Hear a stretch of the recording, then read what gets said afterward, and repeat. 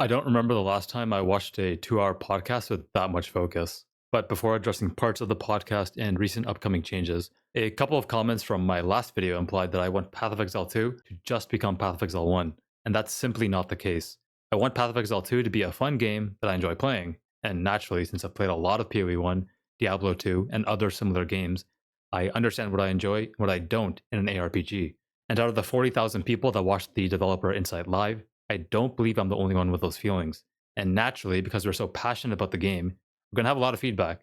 And I believe if you want changes, then you should argue for it. It's okay to give feedback. It's okay to ask for the game to be different. And at the end of the day, if the feedback that I want to be implemented isn't, then that's okay too. I would obviously prefer that the game becomes something that I enjoy, but if it doesn't, then that's all right.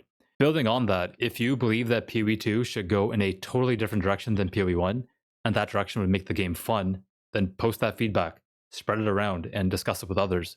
I feel as a community, we're kind of starting to realize that now is the time to air out all of our frustrations, even though they might overshadow some of the positive aspects that PoE 2 has delivered on.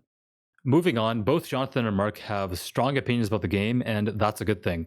Despite not agreeing with every design philosophy mentioned, the conviction and intentionality in design are appreciated, and the fact that they are willing to have a conversation during a launch like this, make live changes to the today list, and immediately deploy and communicate them is just good.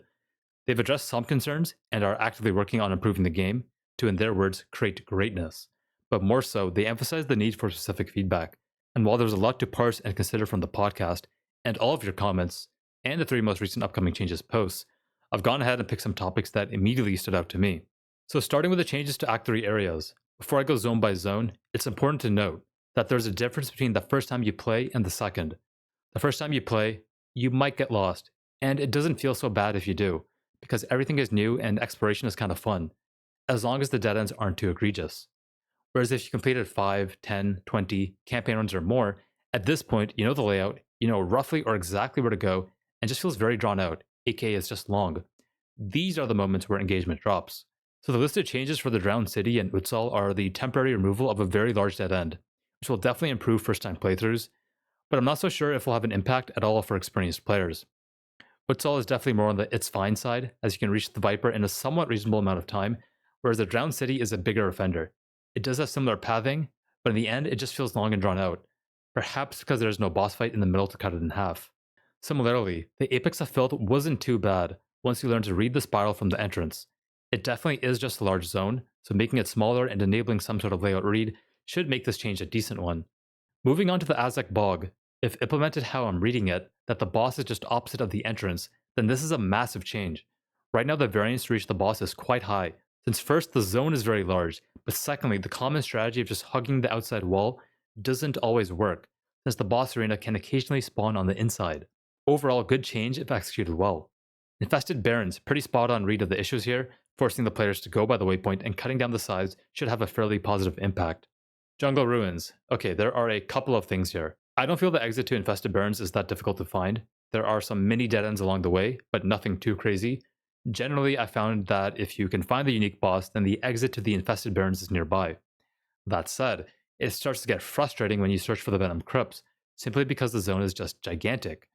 And then it gets worse, because usually your gear isn't the greatest here, so you actually want to search for both the Jungle Grave and the Trouble Camp for 2 guaranteed rare items and a possible upgrade at the secret vendor. Prescription, gigantic. Solution, smaller. By a lot. Please and thank you. Venom Crypts. Surprised this zone wasn't mentioned.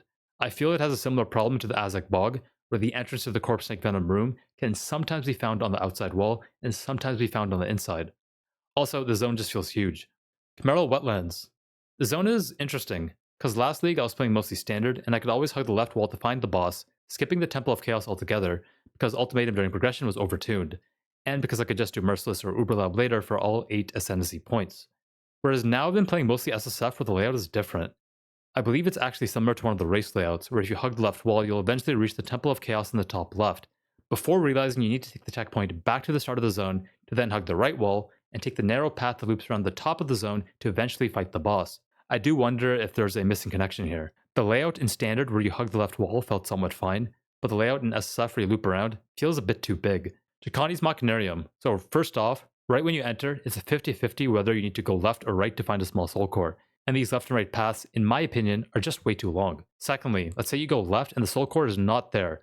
You have to backtrack all the way to the right path because if you respawn at a checkpoint, the soul core position resets, meaning it might be on the left path this time. But third, even if you do guess the 50-50, then again, you can't reset a checkpoint. You have to backtrack to the stone altar because if you do reset, soul core disappears from your inventory. And all this is at the start of the zone. So the changes they're making, if I had to guess, would only apply for the next half of the zone. It should help and reduce the variance, I'll have to see how it plays out, but I wouldn't mind if both the audio cue and the minimap icon was heard and shown from a farther distance. Lastly, this zone is just too big. A lot of this feedback also applies to Jacani's Sanctum.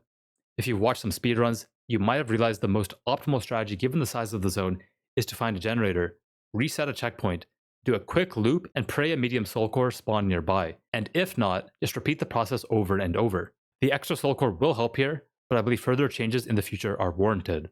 Final zone, the Motlin Waterways. First off, levers are bad. They are reducing the number of levers to 6. Maybe that will be enough.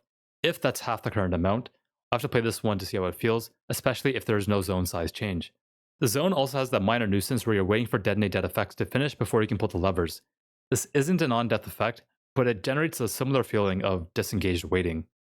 So in this news post and the next one, they have these crafting sections, which are positive in nature, but they bring up some other concerns when it comes to loot and progression in general. And I want to specify that when I'm referring to progression, I'm talking about League Star percent, where you want to pick your skill and you want a character that feels good. Try to complete the campaign fast, but you're not necessarily speedrunning. Right now, if you want gear and you want a strong character, then your best course of action is to regularly find a farm zone, to ideally get some lucky drops, but realistically to generate gold, check the vendor for upgrades, but more often than not, to gamble with. Furthermore, the gold costs for both vendoring and gambling scale quickly, leading to even more farming, if you want to consistently acquire meaningful upgrades along the way. Overall, the experience feels tedious but necessary.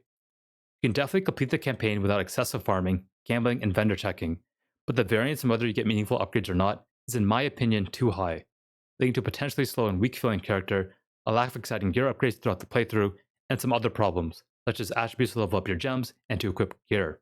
So in today's 0.2.0e update, we'll now find 12 guaranteed Artificer's Orbs during the campaign, along with a variable amount of attribute ruins. These two changes alone might solve some of the problems I just mentioned. 12 Artificer's Orbs is much more than I expected, and it might create the consistency in character progression that currently feels lacking. Similarly, attribute ruins may solve the gem and equipment attribute problem, but I strongly suspect in the long run, gem attribute scaling will need to be revisited, especially at uncut gem level 9 and above. Currently on the passive tree, the optimal build strategy is to path through a ton of stat nodes and allocate impactful nodes that are far away, skipping strong nodes nearby that you want to spec but just can't. They've also added a new blank rune from Runley, which can be forged into any elemental ruin. Quite useful for attack-based builds, but not really relevant for resist at that point. And I'm not so certain about the limitation, assuming that attribute runes are not elemental ruins. Even during Act 1 and Act 2, attributes are usually a problem, especially so if you're trying to equip an off-class gem and you're pathing through the first 9 or so increased damage nodes. That said, this might not be a problem if attribute runes are common enough. I also want to quickly touch on salvaging and Act 1 in general. For whatever the reasons are, a lot of problems just don't exist in Act 1. Maybe it's because we get more loot, something that I recall being reported all the way back in December. Maybe it's the pacing, the quick progression and level ups, each item upgrade feeling good, the high frequency of bossing with fairly balanced numbers. Things mostly feel right. Dropping socketed items to salvage also feels frequent enough, nor does it feel overly punishing to use gold to purchase even more. Alright, next section, campaign length. I'm going to try to keep this short, because this could get very long. The devs argued that the length of time spent in the campaign doesn't matter, if it was engaging. And theoretically, this is true, but the reality is, players don't have an unlimited amount of time. I do agree that a lengthy campaign that is just jam-packed with engaging encounters is amazing for your first playthrough and for introducing players to the genre. But for those that want to create multiple characters per league and to actually test builds in-game instead of path of building, a long playthrough can discourage that. Furthermore, I don't believe speedrun times are a valid benchmark for campaign balance, as they aren't indicative of the average player's playthrough or League Star percent run. An Act 3 Doriani 80% run is not equivalent to an Act 3 Doriani 100% run, which is not equivalent to an Act 6 100% run, or a run that goes into maps. It's the same thing in PoE 1. An Act 5 Katava speedrun, 100% or any percent, is not the same as an Act 10 100% run, which is not the same as a run that progresses into endgame. So the numbers are definitely up to debate. Personal preference is a campaign time that can be completed in one sitting. I do understand that the PoE 2 campaign time is naturally designed to be longer. However, in a fresh start environment, a range of 4 to 5 hours for all 6 acts, depending on meta builds versus fun builds, I feel would be somewhat acceptable. Currently, if I'm planning a fresh start run, and have optimized the build and all the routing, I'm expecting to take roughly 5 to 7 hours or more, depending on build strength and the number of meaningful loot upgrades found along the way, the latter greatly impacting the amount of farming time required. Practically, this means I'm scheduling most campaign playthroughs to take 2 sittings, resulting in not half as many runs, but probably a third of the amount I would like to do. Okay, final section, monster speed. Going to keep this one light, as this topic expands into many different directions. There's this meme-like sentiment that players are playing PoE 2 while monsters are playing PoE 1. It's sort of true, and they might have addressed a large majority of it with the changes listed here, the removal of interrupt events alone potentially being the most important and impactful change. That said, I'm not entirely sure that monsters need to be slowed down. I feel like the top problem is players want to feel a high level of agency with the ability to choose between multiple viable options to overcome different encounters. So while slowing down monsters might achieve that, I believe it's worth considering increasing player movement speed and skill speed. And if that's not on the table, then perhaps more crowd control tools and ways to manipulate monsters is justified. I also want to provide a rebuttal to the argument that slower monsters means players skip content. So first, Zizaran's point is key. Loot comes from monsters. You have to kill them. And secondly, even in speedruns, you still have to engage with content to meet character power breakpoints. For example, in the latest race event, the optimal strategy was to defeat Doriani at level 28. Unbalanced skills aside, why not level 24, or 16, or 10? Well, the answer is, in the calculus of options and breakpoints, 28 was deemed the most optimal for player power and speed. And the point I want to make is that the devs can create and balance these breakpoints as they please, with bosses being the most obvious way to do so, either by increasing their damage, speed, or life. Anyways, going to end it here. My current conclusion is to play this one out and experience how the update feels. There's quite a bit more to talk about, and I'm still slowly rewatching the podcast and reading comments, pausing, and taking the time to think it through. And I want to reiterate the point I made at the start. I believe now is the time to communicate as much constructive feedback as possible. So if you have strong opinions about something, then there's no better time to share it. Shout out again to Zizaran, Jonathan, Mark, and the PoE2 team for conducting the podcast and for quickly communicating and implementing changes. Thanks for watching, and as always, have a great day, Exiles. Bye.